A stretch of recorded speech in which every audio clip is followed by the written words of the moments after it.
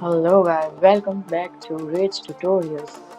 Today's tutorial is how you can get those retro aesthetic clocks as your screensavers. So you will have to go to this link.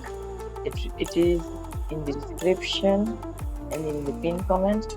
Once you are here, you have to click anywhere.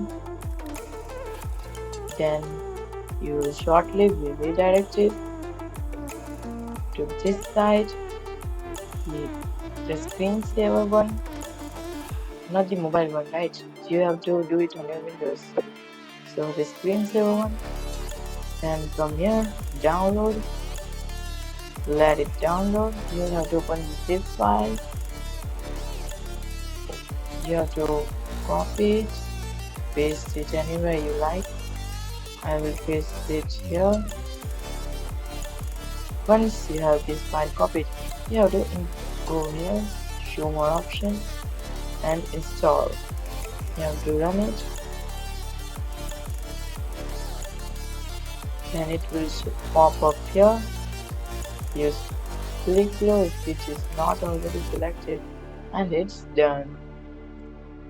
If you like today's tutorial, drop a like, share this video and subscribe to my channel.